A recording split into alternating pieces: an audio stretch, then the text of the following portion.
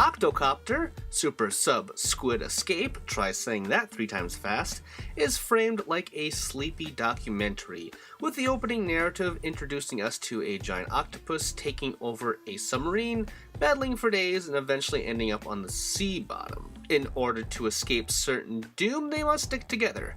The duo will twirl around levels automatically as players guide them through mazes. One can change the rotation and moving speed of the pair, along with shooting torpedoes to shoot enemies or unblock obstacles.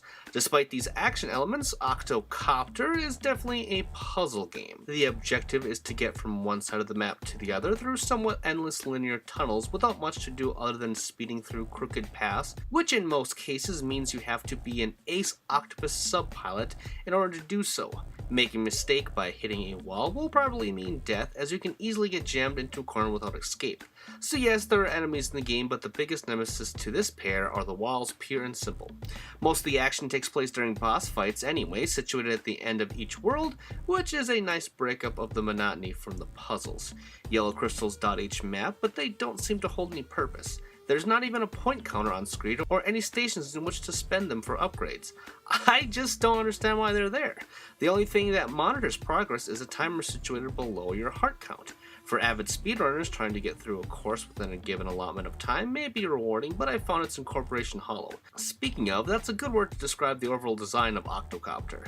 Each world, consisting of 5 levels, including the boss, has a color scheme behind it. The coral at the edge of each stage begins with orange, moves on to blue, and so forth. There's nothing striking about anything placed in these levels, or the production of the puzzles in general. They aren't really puzzle at all, really, now that I think about it. Think of it more like these block games you may have played as a kid. You know, the ones where you have to guide the right shape into the right hole, circle goes in the round hole, not the triangle-shaped hole, that kind of thing. Anyway, that's what each corridor feels like in Octocopter. Players have to observe the opening of a tunnel and make a guess at which angle they must proceed down the path. A yellow buoy can change your direction, but there's no way to permanently hold an angle, as again, you're constantly rotating at a fixed speed unless you hold down a button to increase it.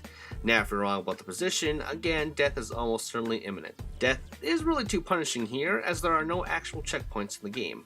You begin at a platform, have recharge health stations in the middle, and then reach a teleport at the end to finish the stage. Making the health station into a checkpoint would have been a big help, or perhaps making the load times faster, but because you have to play these levels over and over again, some of which toward the end are pretty substantial, it's maddening. If I didn't have to review Octocopter, I would have put it down quickly, but such is the life of a journalist. Poor me, right?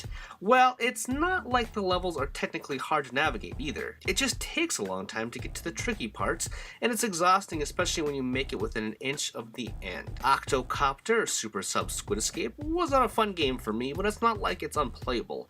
The puzzle design may be interesting for some, plus it's only $3 on Wii U. It really just lacks depth despite it taking place in the ocean.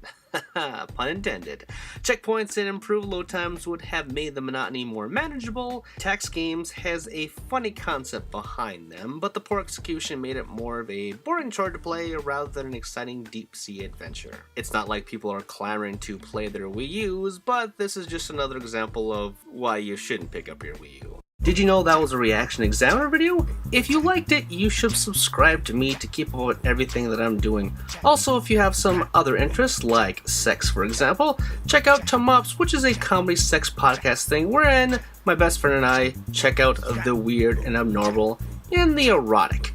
And of course, you should support me on Patreon because, hey, I want to make the channel better and I want your help to do so. Plus, if you want to check out my writing, check out Game Jerk, where I have archives and new stuff for all projects, okay? You can find all the stuff and more in the description with the links below. Thanks for watching, and I will see you all next time.